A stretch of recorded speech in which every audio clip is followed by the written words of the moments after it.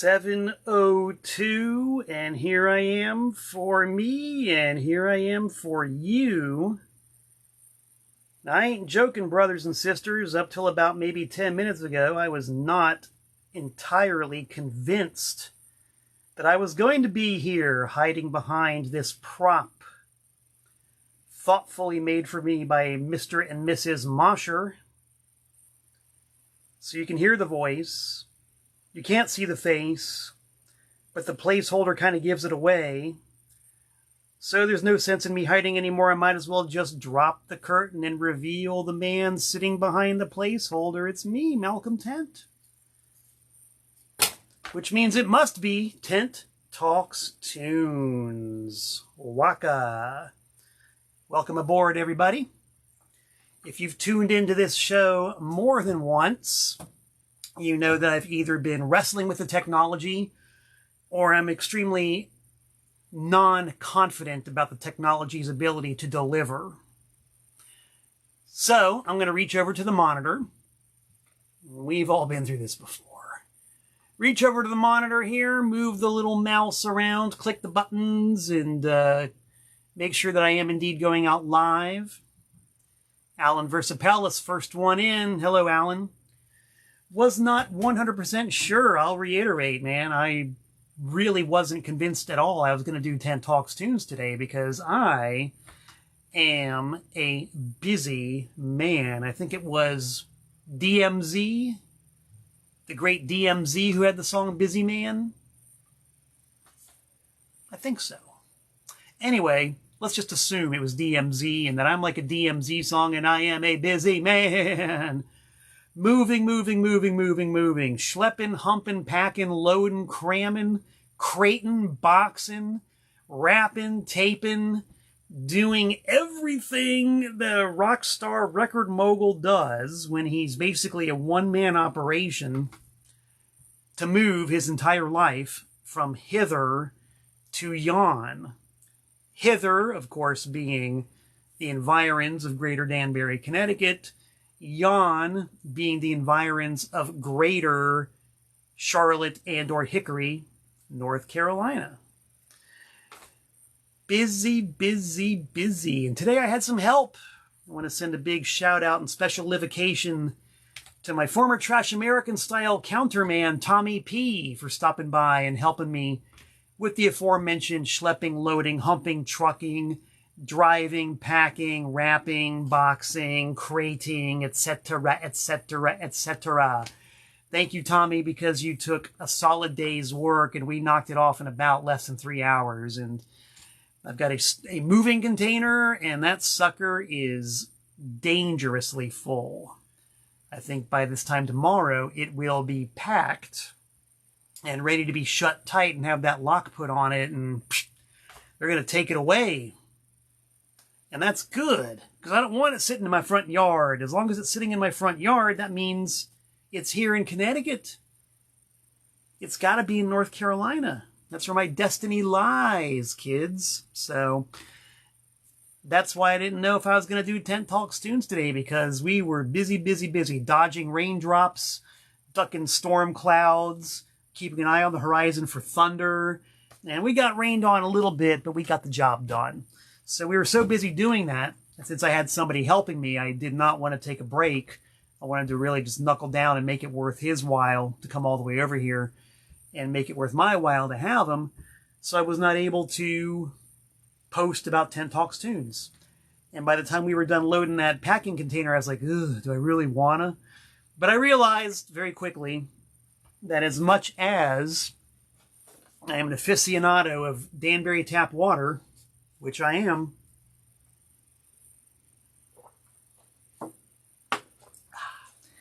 it is coded in my genetics to do 10 Talks Tunes every Wednesday at 7 p.m. live on my Facebook page, and to have it archived forever and ever on my YouTube channel immediately thereafter. So I did it. I hosed off a little bit, got some of the gunk, goo, and grime off of me from moving, because, you know, when you move, you get covered in all kinds of dust, dirt, mold, mildew, slime. You know, I have a basement. And I have a pretty good basement. It's as far as basements go, it's a pretty dry basement and a pretty clean basement, but it's a basement. So there's all kinds of spores and stuff growing down there. And I just had to get that stuff off. But here I am, fresh as a daisy, and doing Tent Talks tunes and totally winging it. Kind of like I did last week. Last week was similar circumstances and no preparation. So I'm just sitting down here in front of the camera, and I'm going to talk to you guys until I ain't got nothing to talk about. Moose Roberts just signed on. He says, am I bottling water to take with me? Moose, I've been talking for a long time about having a pipeline built from the Danbury Municipal Water Treatment Plant all the way down to, I guess, the North Carolina border for now. And then wherever I end up, they'll have to build a feeder line from North Carolina state line to wherever I end up. So I think that's the most economical and cost-efficient way of doing it. But if it turns out to be non-feasible, then yes, you can fill an 18-wheeler, 53-foot flatbed truck with a lot of gallons of Danbury tap. Brian Swirsky, my main mensch from Brooklyn, New York. Hey, Brian, what is up, dude? Brian is a regular seller at the Danbury Record and CD Expo, a flyer for which I have thoughtfully provided for you guys to glom your eyes onto. Brian, last time he was there at the Danbury Record and CD Expo, had some really exciting, high-powered collectible records, and including a band I'm going to talk about in a little while. So I don't know if Brian's going to do the next one, but if he does, and you are one of those people who go to the Danbury Record and CD Expo, which is November 23rd of this year, you should stop by his table and check it out, because his specialty and his forte is punk rock, and he always seems to have some real rare goodies and nuggets on his table. I know I've gotten some real good looky-loos there. So there you go. That's a plug. And Brian is chiming in, says, of course he will be there, and he will have many heavies. P.S. Many, many, many. There you go. It has been said on the internet, therefore it is in the history books, and there ain't no going back. Bob from Brookfield's tuned in. He says he likes the Velvet Underground song where he ships himself. Yes, The Gift. The Gift by the Velvet Underground. Waldo Jeffers had reached his limit. It was now mid-August. Hey! And it had been, I could almost quote The Gift from memory at one time, but I haven't had a need to in a very long time, so that ability has been pruned out of my brain. Waldo Jeffers had reached his limit. It was now mid-August, which meant he'd been separated from Marcia for over 2 months. 2 months, and all he had to show for it were 2 dog-eared letters and 3 very expensive long-distance phone calls. True, when she, God. You see, this is why Tent Talks Tunes is so easy. You guys say something, you punt the ball in my direction, I just grab it and we run with it. We almost had a recitation of The Gift by the Velvet Underground. And if any of you out there don't know The Gift by the Velvet Underground, look it up. Look it up. If your humor is as dry as mine, you will love it. Brian has chimed in and says the Bollock Brothers did a version of The Gift, and it's quite okay. I'm sure if it was the Bollock Brothers, it is indeed quite okay. It's kind of like what we were saying last week about the Black Sabbath reunion album, 13. My friend Neil from Buffalo said that it was quite adequate, I think was his term for it. A very adequate album. And I said, yeah, it's very adequate. It's quite adequate as a piece of product to throw in a record bin. It's very adequate. We'll just leave it at that. So yes, Brian, Bob, everybody else is on board. Alan, good to have you guys. So I'm packing stuff, and since Brian's on board, we might as well name check some of the heavies. Like when he was at the Danbury Record Show last week, he had a fabulous array of rare original pressings by the band who's on this DVD right here, the Misfits. Oh boy, the Misfits. There's a bone of contention for you right there. Some people love them. Some people, like Jeff Clayton, the big boss man of Anti-Scene, don't like the Misfits. Personally, I love the Misfits. I love them. I loved them ever since the first time I heard Where Eagles Dare played on the great radio show Radio Free Living Room on WLRN in Miami. Monday nights from, I think, 11 a.m. until 1 a.m. Might have been midnight till 2. I really don't remember, but I know I had to stay up late on a school night or a work night to listen to Radio Free Living Room. And it was always worth it. It was always worth staying up. The great Eric Moss was the DJ. And you want to talk about a dry sense of humor? He had a dry sense of humor. Bob and Doug McKenzie. Does that name ring a bell to anybody out there of a certain generation?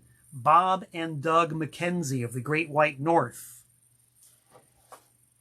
Let me ask you, Husker Du? Do you remember Bob and Doug McKenzie from the Great White North? I'll take a swig while you guys cogitate.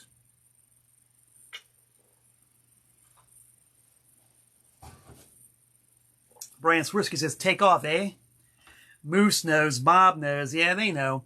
Well, just to show you how dry Eric Moss's sense of humor was on Radio Free Living Room, he played a segment off the Bob and Doug McKenzie album in which they had a You Are Our Guest segment in which they asked questions and then the person who owned the record would read off a script and be interviewed by Bob and Doug McKenzie.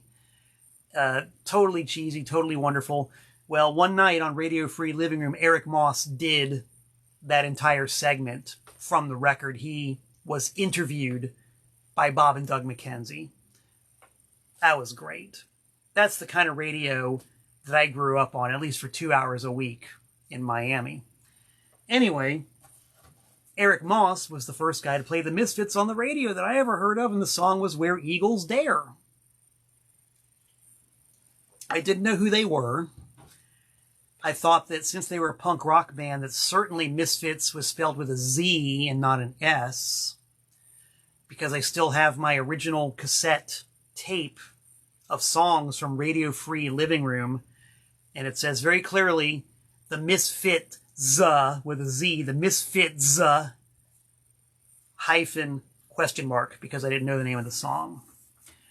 But I dug them. I always liked the Misfits. And from there, I was at Blue Note Records in North Miami Beach, Florida. Another great man in the record biz, Bob Perry. Sort of an elder mentor to many of us. And Bob is still at it and still in the business. Mazel tov to you, Bob. Bob Perry had just opened Blue Note Records in North Miami Beach, Florida, just down the road from Open Books and Records where I was working. And this is like a few months before I made the big move to Connecticut.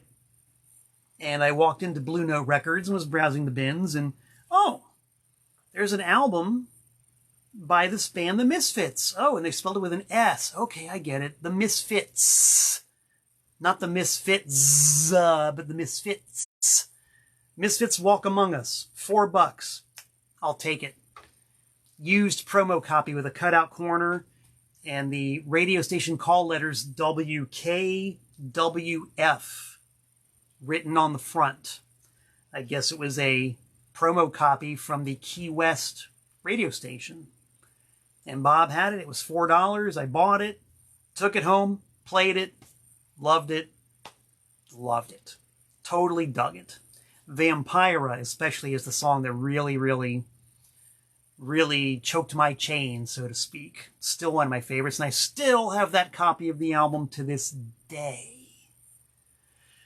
So, of course, at that time, the Misfits were not quite the red-hot, collectible, super fanatic fan group that they later became. This is before Metallica covered 2 of their songs on their Garage Days EP. So the Misfits already had this kind of mystique about them, and people were really into collecting their records. but it wasn't at that level yet. And you got to remember, too, this is 1986.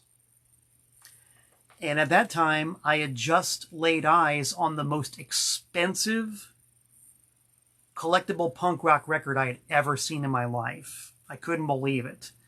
One day at Open Books and Records, somebody traded in a copy of the first ever Minor Threat 7-inch single on Discord. It was the, I think, third pressing with the yellow sleeve. And Leslie put a price tag of $7.50 on it. And I said, you got to be kidding me. Who's going to pay $7.50 for a punk rock single? You know? This is back in the day when I bought a copy of the Dirty Rotten 7-inch single for $1. Adrenaline OD Let's Barbecue for $1.50. You know, all the original Black Flag singles were still in print. You could buy them brand new for $2.99 or $3.50. You know, I mean, $7.50 for a Minor Threat record? That's crazy. I'm not doing that. Brian has pointed out that the EAT record, meaning Communist Radio, and or God Punishes the EAT was way more expensive back then, and that is true. I think even at that time, the EAT records, if I remember correctly, were going for about $50-$60 each. But I do remember that God Punishes the EAT wasn't going for nearly as much. I think the most I ever paid for one of those back in the day was $40. As a collector, now I bought my copy of God Punishes the EAT brand new at Specs Music, which was across the street from Open Books and Records on 167th Street in North Miami Beach. I bought it brand new for $2.99, which at the time was pretty expensive because your average regular 45 RPM record was $1.49. So it's like, wow, man, I'm paying double price for this record by a local band. I don't know, but they are local, and hilarious cover, hilarious song titles. I just went ahead and did it. And of course, never, ever regretted it. I was a very, very happy guy when I got that record. And I remember still that bin at Peach's Records, they had probably 100 of these God Punishes the EAT records. And I remember they sat there for a long time. They sat there for a long time. If I had, had that magic telescope that saw into the future, I could have just gone there. And also assuming that me, working a minimum wage job for $3.35 an hour, had the dough to somehow scrape up $300, which was like trying to scrape up $1 million. Yeah, I could have bought 100 copies of God Punishes the EAT and cornered the market. Sure, for $300, I could have done it. What is life if not regret? But I remember very clearly, I bought that record for $2.99 brand new. A number of years later, I bought a copy off of Jeff Hodap from Roach Motel. Jeff was selling off some records, and he had a copy of God Punishes the EAT. I paid $20 to Jeff Hodap for that record. $20 I paid for a copy of God Punishes the EAT. That was, as far as I could tell, that was pushing it. $20? I mean, you'd pay $20 for like a rare Beatles record or a rare, a rare Beatles record. It's the only analogy I can really think of. You didn't pay $20 for a South Florida punk rock record. But by that time, had the inkling and the clue. Okay, well, it's rare. Some people want it. It's kind of sought after. I do have the record store. I do kind of have to have these things. So I'm going to take a chance. I'm going to pay $20. Okay. Paid $20 for it. And I did at some point sell it for more than 20. I know that much. And then after that, I paid $40 for a copy of God Punishes the EAT. And it was kind of the same scenario. It's like, God, $40? Am I really going to pay $40 for this dinky little Florida punk rock record? But I don't know. I sold the last one for, I don't know, whatever. If I paid $20, I might have sold it for as much as $40. I don't remember. But I sold the last one, so, well, all right, I'll do it. It just wouldn't leave me alone. It was nagging at me. So I paid $40 for another copy of God Punishes the Eat.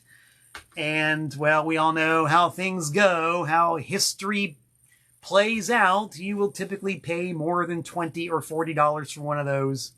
No problem these days. Do I wish I had kept them? Of course I wish I had kept them.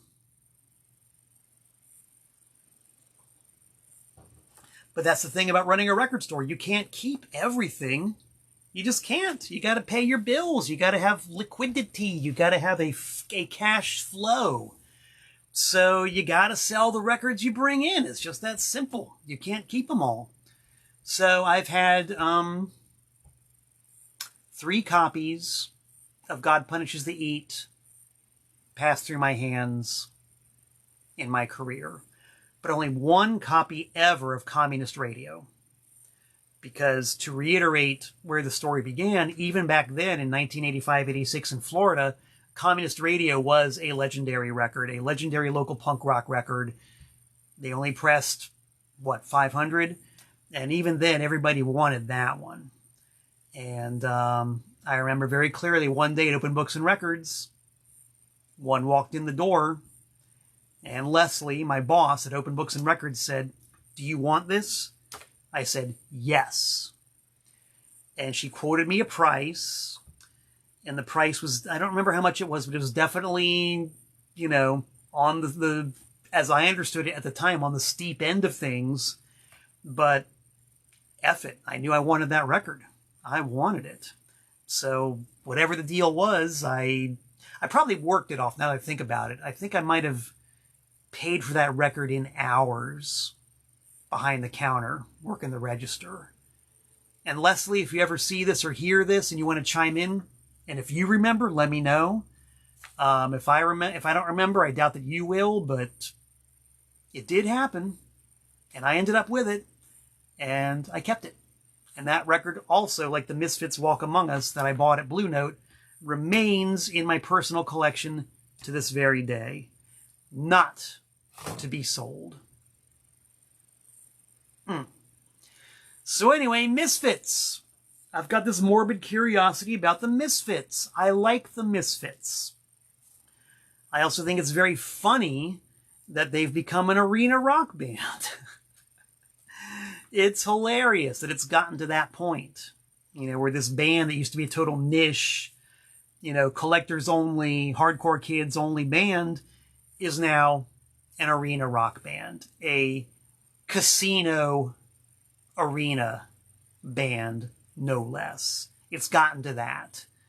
So I think that's pretty hilarious. I have no interest whatsoever in seeing the current iteration of the Misfits, or at least paying money to do that. I mean, if I got a free ticket, I'd probably go, maybe, if it was within the half-hour drive. I don't know. But I'm still interested in it because of my fandom and because of my love of the music and, the mystique of the band and all that. So, I was cruising around on YouTube a little bit, just checking out the scene over there, because all of my records are packed away for the big move to North Carolina. All of my VHSs are packed away. All of my DVDs are packed away. And I was talking to Jeff Clayton earlier. We were talking about Robin Trower and how I need to investigate Robin Trower a little bit further.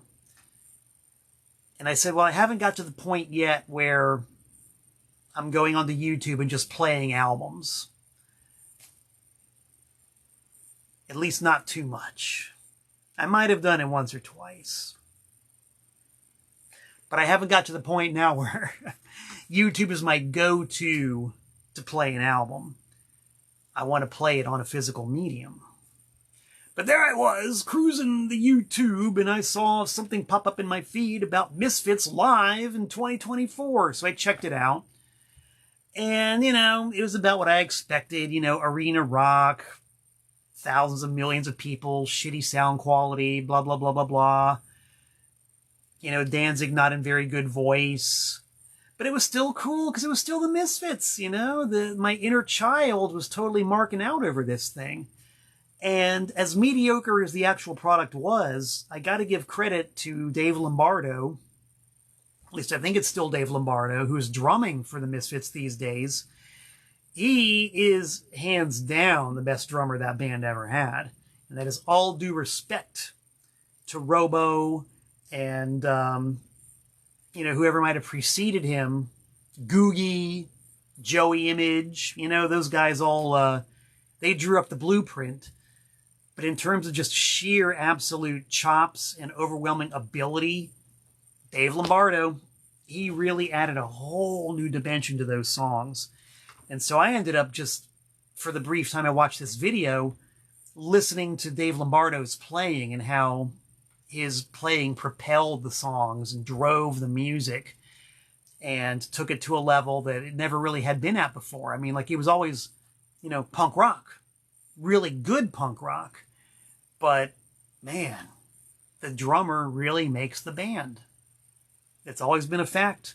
And every once in a while, that truth is driven home. So a toast of Danbury Tap to all the great, great drummers out there who make this thing happen for those of us who stand in front of them and play our guitars.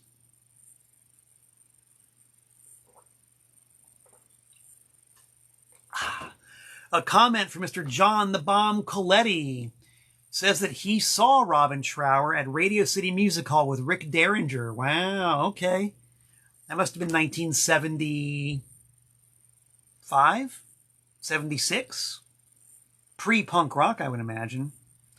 Somebody told me once that they saw Rick Derringer at the Chance over in Poughkeepsie, and that it was the most gratuitously loud, painfully overdriven concert they had ever seen in their life. For me, I would have to give that honor to... And actually, I'll give you guys... Let's have a little multiple choice quiz. Of the following volume merchants that I personally have seen live, which one do you think was the most obnoxious, overdriven, and unbearable? I'm going to name them off. Dinosaur Jr., Ace Frehley, John Entwistle, Motorhead. From those four, Ace Frehley, John Entwistle, Dinosaur Jr., or Motorhead. Which of those, if anybody wants to try to take a guess or cast a vote, which between John Entwistle, Motorhead, Ace Frehley, or Dinosaur Jr. do you think was the most ridiculous, loud, obnoxious, overdriven of them all? Scott LaRock votes Motorhead. Motorhead, Dinosaur Jr., John Entwistle, or Ace Frehley. We got one vote for Motorhead so far. And I know there's a bit of a lag here, and I know that some people are, maybe a little bit bashful about making their voices heard or their opinions known. Don't let Scott LaRock hog all the glory, guys. John Entwistle, Ace Frehley, Motorhead, or Dinosaur Jr.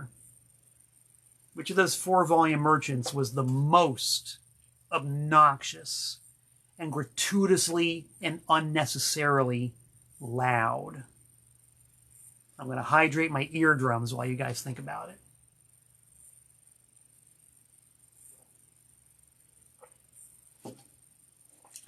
Dinosaur Jr., Motorhead, Ace Frehley, or John Entwistle.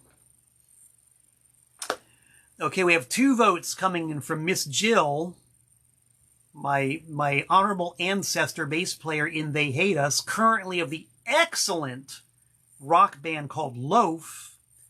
Here's your big plug, Miss Jill and Keith. Loaf from Newtown, Connecticut. Y'all better check them out. They got a new LP, and it's good. I'm telling you now, it's good. Miss Jill and Keith. Miss Jill says Dinosaur Jr., but Keith says Ace. All right, we got one vote each for Motorhead, Dinosaur, and Ace Frehley. And Shucks. Miss Jill says Shucks. No, Shucks is not in the running. I did not mention any band called Shucks. No votes for Shucks. That's cheating. So where are we at? Well, I'm going to knock this thing in the head. Scott LaRock says that Ace is the more pretentious in his opinion. So maybe Ace. So we got 2 votes for Ace, 1 for Motorhead, and 1 for Dinosaur Jr. Well, guys, I got to tell you, those are all worthy guesses and worthy votes, but the vote goes to John Entwistle. John Entwistle. Sorry, John Bridges, John the Baptist, a.k.a. King James Jr., you missed it. The question was, what was the most ridiculously loud, gratuitously overdriven, painfully stupid volume merchant I've ever seen between Dinosaur Jr., Ace Frehley, Motorhead, or John Entwistle? It was John Entwistle. John Entwistle, by far, was just stupidly overloud. And the reason being that he was on tour with this band called Rat Race Choir, and they were promoting an album that was basically just adult-oriented contemporary rock. You know, it was like this very middle-of-the-road rock music that they were playing. I don't know if I'd go so far as to say power ballads, but kind of verging on that. Just regular old MOR rock music. But Christ on a crutch, they had a backline that would have been appropriate for The Who live at Shea Stadium. It was, and here comes the profanity. You know, I don't use profanity unless I really mean it. It was fucking insane. It was insane how loud these guys played this middle-of-the-road, adult-oriented rock music. It was insane how loud they were. You want to know how loud they were? This was back in the days when I was able to plug into the soundboard at the local venue and, you know, tape shows. They blew the soundboard feed. They completely fried the soundboard feed. When I got the tape back home and tried to play it, it was 90 minutes of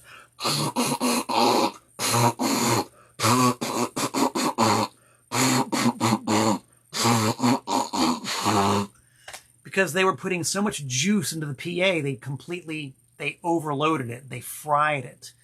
The only band to do that prior, if I'm not mistaken, was Korn.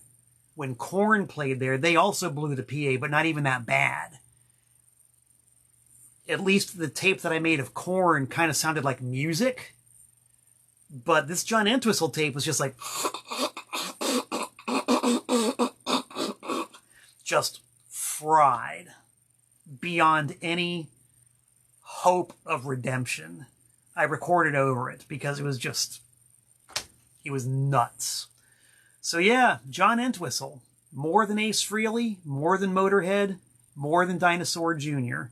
And as you guys know, those 3 bands are loud. OMG.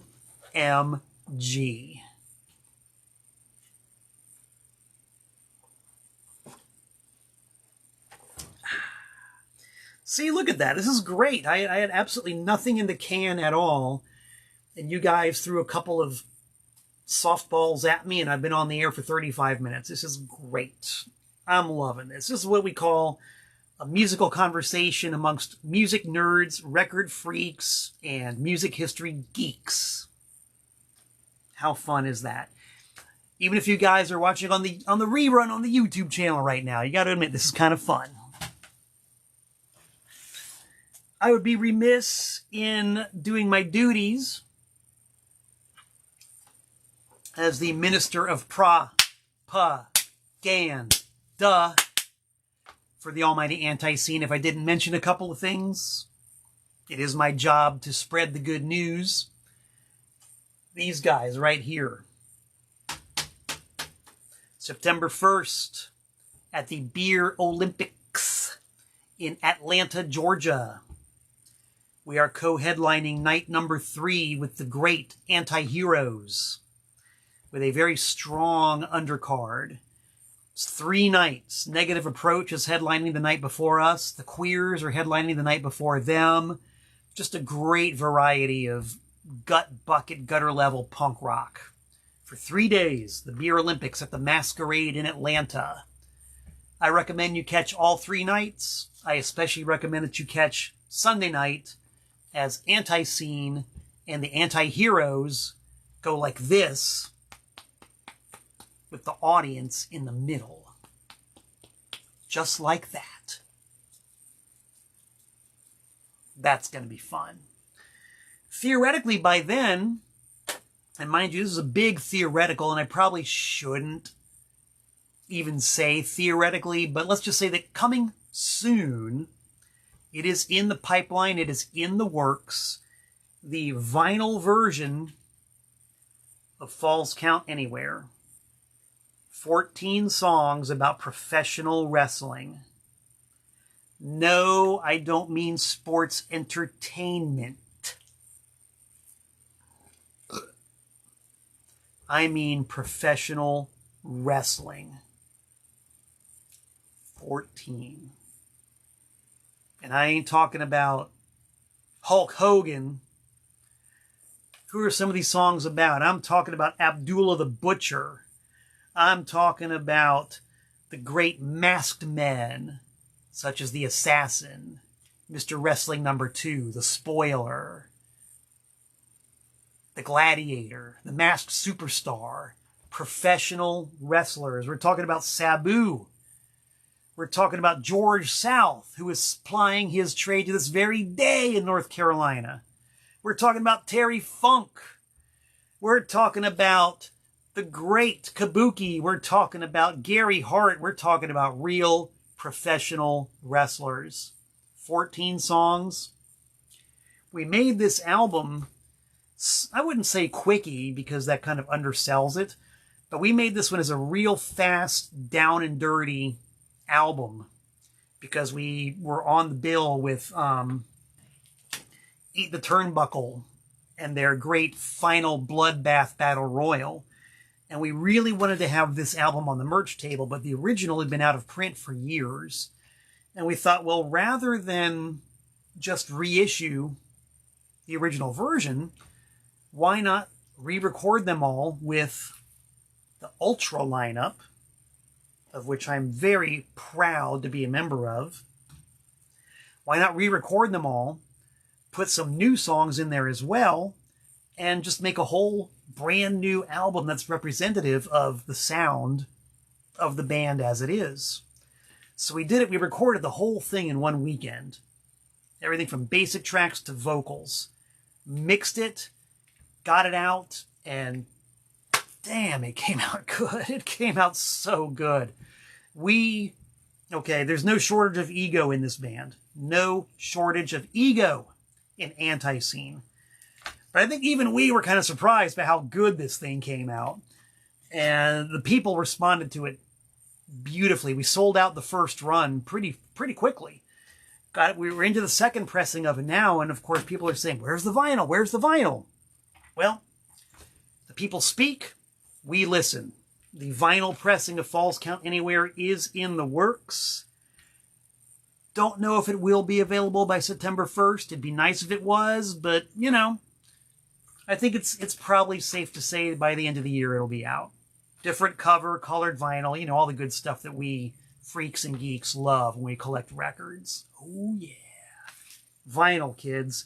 And it is still available on CD at the Anti-Scene Big Cartel store and from me direct. Get it at one of our shows, but get it.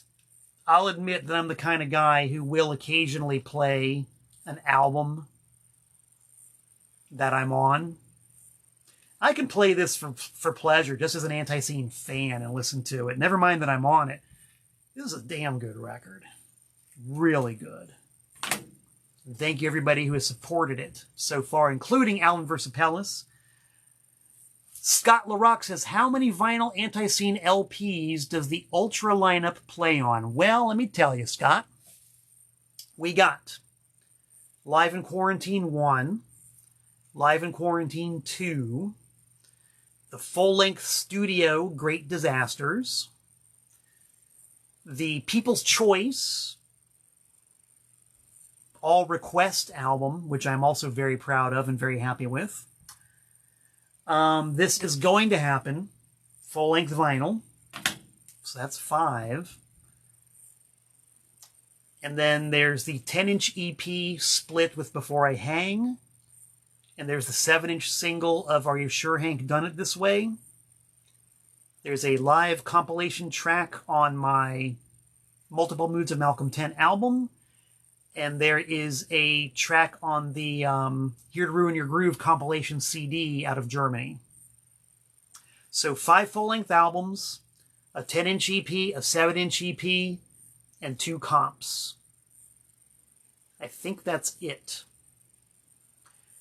And those are just the ones that I personally am on. There's been a couple of other things that have come out during my tenure with the band that I'm not on, such as the split picture disc EP with Sloppy Seconds, the 7-inch single with Jerry A. from Poison Idea on lead vocals doing Testify.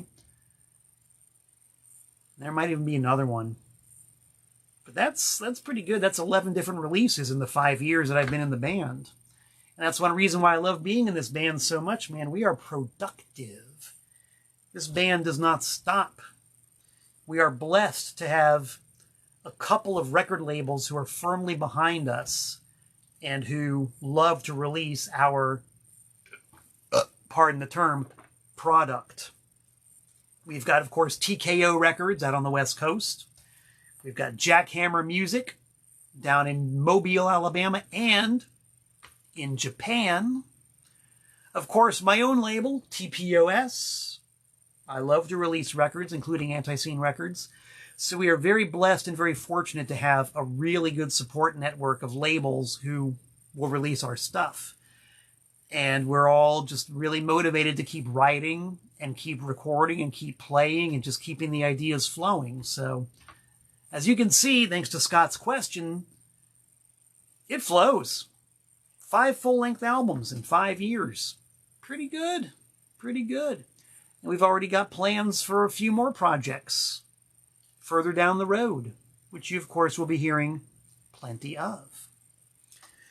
What else is going on? Well, I will soon be releasing the G.G. Allin and the Disappointments CD-DVD set live at SUNY Purchase 1989.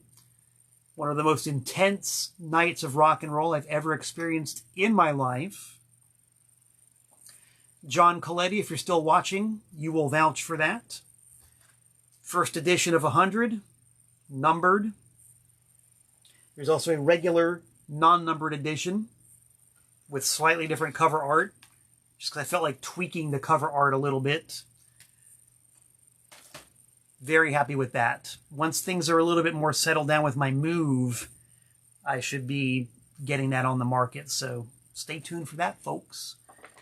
And I will also plug something that someone mail-ordered from me just the other day, which I'm also very happy and proud of, the Joe Buck Yourself, Joe Young split 7-inch record, which is on Jeff Clayton's label, Long-Haired Weirdo.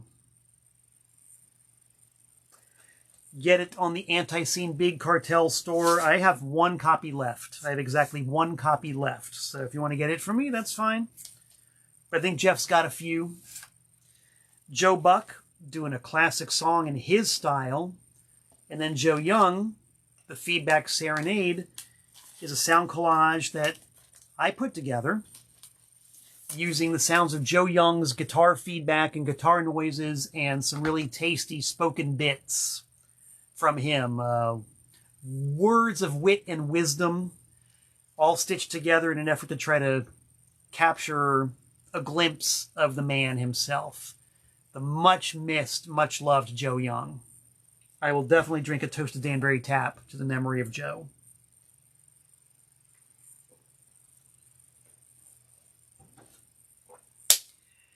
And I think, my friends, that's where we're going to leave it.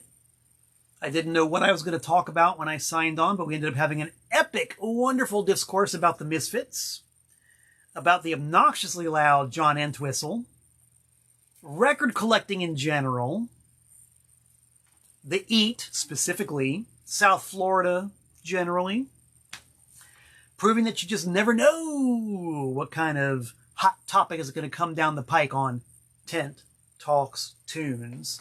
And I couldn't do it without you guys. So thanks for tuning in, as always. I really, really appreciate it. I love having the opportunity to go on the air every Wednesday at 7 p.m. here on Facebook. And as the great Hank Sr. once said, Lord willing and the creeks don't rise, I will be back in 167 hours' time. So until we meet again, this is Malcolm Tent saying so long from the Nutmeg State.